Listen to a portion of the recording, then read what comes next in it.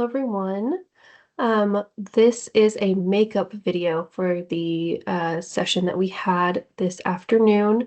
Um, we were having some technical issues and I was able to get most of it recorded, but the recording was just terrible quality. So I decided I would not put you through that and I would just re-record and give you a summary of what was discussed in the group meeting today. And if you do have questions, thoughts, things you want to add for future meetings or for a discussion board, please email me. And we can definitely address anything that comes to mind moving forward. But just to give you all a quick rundown of what we discussed, the first thing I went over was practicum assignments.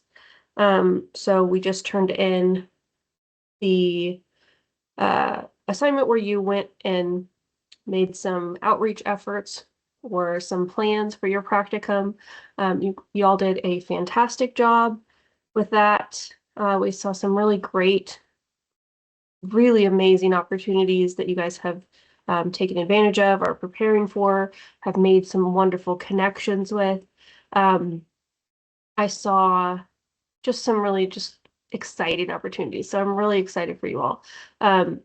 I did go through your submissions on that assignment and I gave feedback on every assignment that was submitted. So please go back and look at that feedback. I tried to make it fairly in-depth and give you some actionable steps to take if you were struggling a little bit with that assignment or if you were feeling a little overwhelmed with it, which I know it seems really, really early in the MHA experience to actually start trying to figure out a practicum. So I do not blame you if you felt overwhelmed or nervous at all about that experience. The point of this activity was not necessarily to have you 100% figure out your practicum and have that all worked out this week, but it was to get you to start making those plans, start making connections, start thinking long term about what is going to best serve you and your career goals. So even if you didn't get, hey, yes, you can definitely have a practicum here, I will be your preceptor response from people, at least that practice of reaching out, of engaging with people, and of making connections is going to really serve you moving forward.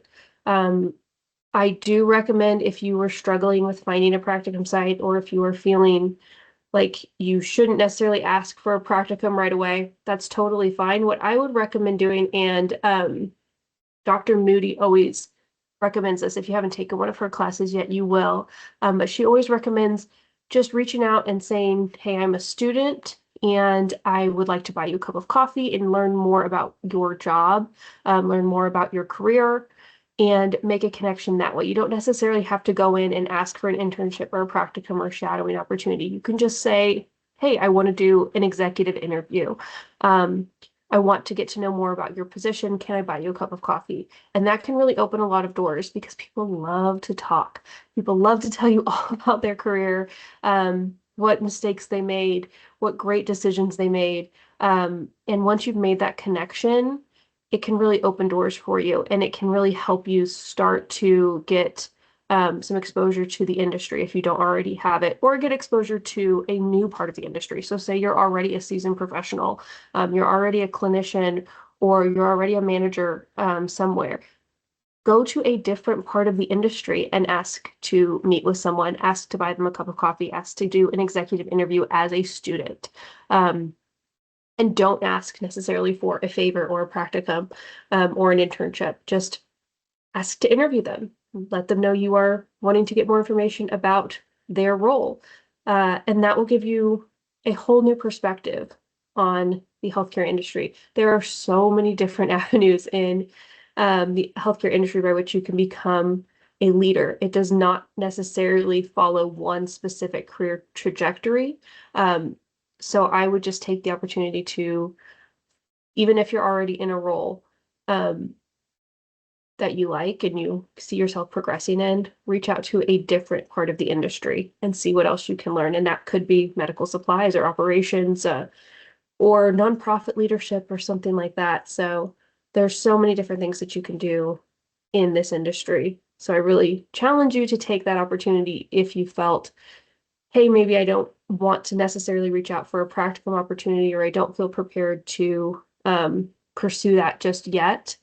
Start making those connections anyway, because it will help you moving forward. So that is what I wanted to talk about with that assignment. The next thing I wanted to just inform you about is we did have our CAMI site visit last week. So CAMI is the accrediting body that we are pursuing an accreditation through. And so we've gone through an extreme amount of work for the past, at least as long as I've been here. So in at least 3 years that I have been working on the CAMI accreditation, and JC's been working on it longer. So it has been a very long process. It is not something that you can just decide to do. It's not something that you can necessarily get immediately once you open a program. You have to be open for a few years before you can pursue accreditation. So this has been a long time coming. And so it required a lot of writing, a lot of data collection, a lot of adjustments made to the program to kind of fit their model and make sure that we were really representing what we want to do for students and showing that we can respond to feedback, particularly from students, but also from the industry, and really work on our quality of our program and show how we are progressing and preparing leaders and how that plays out long term. So it's been a long, long process, but we had our site visit. So that is when representatives from the accrediting body came and visited. They looked through a bunch of our records. They met with a bunch of people. And they interviewed the faculty. So it was a really interesting, exciting experience. I really enjoyed it. But if I was less available last week, that is why, because I was in meetings all week. And we were just running around, making sure that they had everything they needed so they could really assess the quality of our program. So if I was delayed responding to an email, I apologize. That is why. If you went to one of the student meetings, I know they did have at least one. I'm not sure if they had two, but I know they had at least one. If you went to a student meeting, thank you so much. Regardless of what your feedback was, whether it was positive or negative or neutral, it really is so important that people assessing our program talk to current students and get the real story about what's going on in the program. Obviously, we all have our own version of what the real story is, but the student experience is absolutely crucial. So if you shared your experience, thank you so much. I just really appreciate it. That's really wonderful. Overall, we got great feedback. It was a really positive experience. The site reviewers really didn't have anything shocking or majorly concerning to discuss with us. So we are very, very hopeful that we will be getting that accreditation in the next few weeks or months. And we'll be able to announce that we will be a fully accredited program. So we don't have to pursue accreditation. I don't know if you have ever looked into the difference between accredited and a not accredited program. We don't have to pursue it. It's not something that is required by the university. It's not something that is necessarily required by the industry, but it is a best practice, and it does help graduates in some cases. It does help students in some cases. Some people will have reimbursement programs from their employer, and they have to be at an accredited program. Some employers do look for an accreditation for the people that they are hiring, but other times it is not necessarily going to impact your experience as a student. It's not necessarily going to impact your ability to obtain employment in the field, but it is something that we wanted to pursue because it demonstrates our commitment to excellence and our commitment to quality improvement in the program. So overall, it was a wonderful experience. Some of the things that they emphasized, our site reviewers emphasized, they were able to really share a lot of information about other programs, and just industry best practices. That was just so eye-opening and helpful. And some of the things that they really emphasize that they want to see from programs and that they are finding are valuable for students is an expanded emphasis on professional development and professionalism, which that's my favorite topic. So that was really validating for me. That they're saying, yes, you need to be able to write a professional email and dress professionally for a conference and attend conferences and attend professional meetings and really get industry experience and exposure to networking opportunities early on in the program so you get comfortable with it and you really start building your network from day one. So that was so validating and encouraging for me. Because that's really what I obviously try to emphasize a lot in this class. They also emphasized writing skills and speaking skills, particularly with asynchronous programs. It can be difficult to really hone those speaking skills, not necessarily big presentations, but just professional speaking. And when you have an asynchronous, not live program, that can be difficult to facilitate. But that's something I really want to work on fostering in this course and hopefully in some other courses as well. So that was some of the feedback that we got. I don't know if you have ideas or thoughts about things that if you attended one of these student meetings or just because you might have heard about it from the other professors, if there's things that have come to mind that you want us to know about. In terms of ways to improve the program, please let us know. We want to know. I can't improve what I don't know about, and I can't bring that to the faculty if I don't know about it. But a lot of exciting things coming down the line with that accreditation, and a lot of ways we want to improve the program. All right, I know that is so much information, but I'm going to push ahead. Also, this week we did have comp exams for students who were completing the program, which is always an exciting and sometimes overwhelming time for students because it's that culmination of the MHA experience. So it really fell on a great week because it's right when we have been talking about comp exams in class.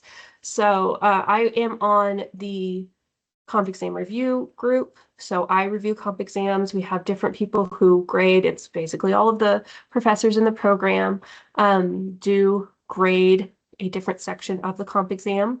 So that's always a really interesting time because you can kind of see where there might be gaps or where students are really, really excelling compared to previous classes.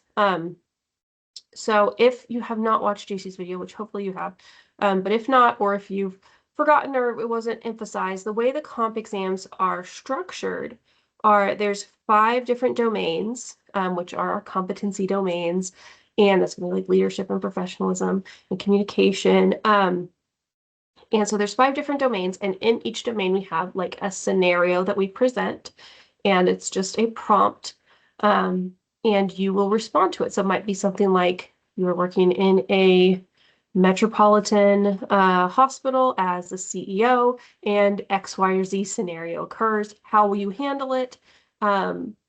Make sure you discuss this X, Y, and Z, theory or idea or concept that emphasizes whatever that domain is.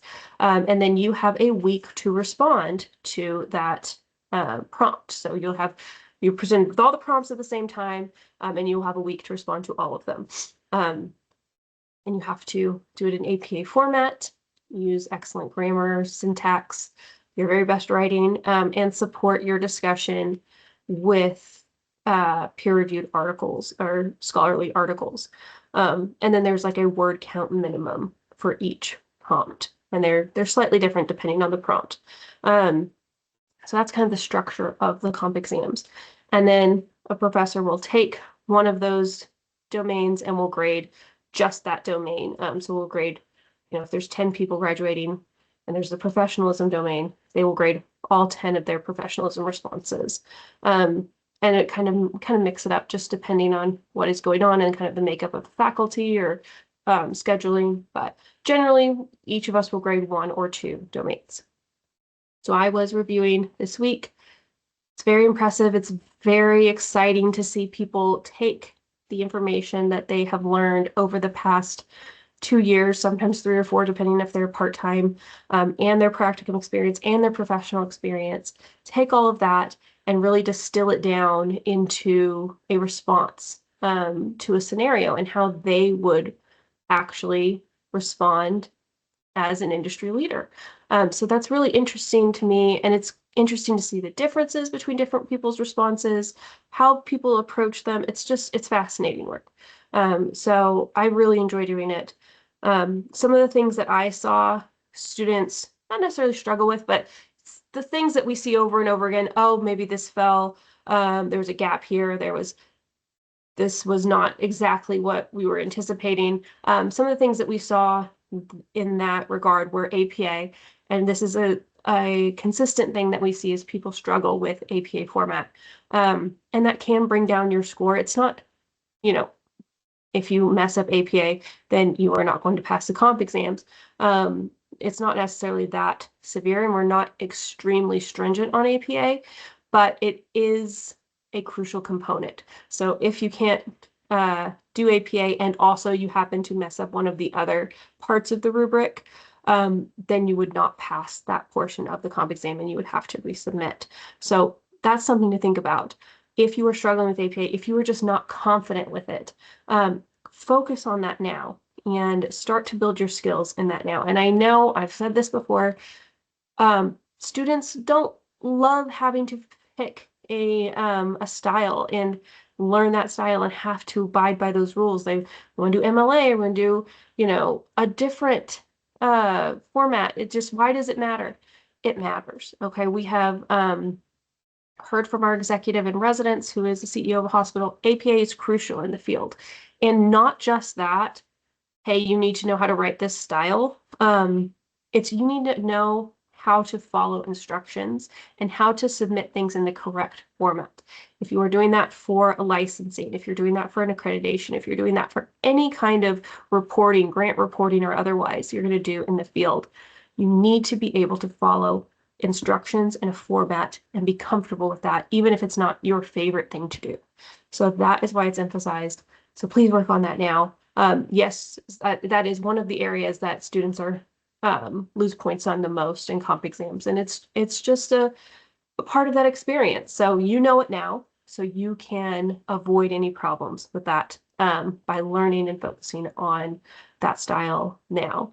Other things that I noticed, and I mean, everyone did wonderfully, and so there's not many major gaps or glaring red flags or anything, but things to consider are making sure you fully address a prompt. Sometimes students will get rushed or worried or overwhelmed and kind of rush through a response, and maybe the prompt says address 1, 2, and 3, and you address 1 and 2, or you address 1, 2, and 3, but only kind of 3 because you kind of run out of space or aren't feeling as confident in that area and have all these other responses to create a response to, or prompts to create a response to. So that is something to think about. Whenever you are writing a paper in this program, practice. Make sure you are fully addressing that prompt. Go back and check. Okay, the prompt said this. Does my paper clearly and obviously address that prompt thoroughly? And that's one of the great things about APA is because we use section headings, you can show, hey, I'm addressing point A, point B, point C, because there's headings that show it. And then you can see, hey, does that section thoroughly address what the heading describes? So that's one of the ways that APA can actually really help you make sure you're fully addressing a prompt. And then peer-reviewed sources tends to be a place that all students kind of get tripped up on every now and then. So you might find a really great blog from Harvard Medical School, and it exactly addresses what you're talking about. That's awesome. That can be used as a supplemental source. That is not a scholarly source. A scholarly source is going to be peer-reviewed. So if you are not comfortable or do not understand the difference between a professional source and a scholarly source, academic source, now is the time to figure that part out and that difference out. Make sure you understand what goes into a peer-reviewed article, what makes it credible, And so that way you are able to find appropriate evidence for your discussions on those comp exams and throughout the program too. Yes, there are some great professional resources out there that can be an awesome supplementary source, can absolutely be evidence for your discussion. But on comp exams and on most research papers, you're going to have something that says you need 3 peer-reviewed articles, generally written within the last 5 years or something like that. You need to make sure you have 3 peer-reviewed articles in addition to maybe that awesome source from Harvard Medical School or whatever, or a professional magazine or whatever it is. So that's just some things to think about when you're approaching the comp exam. And it was just great timing that we had just talked about the comp exam.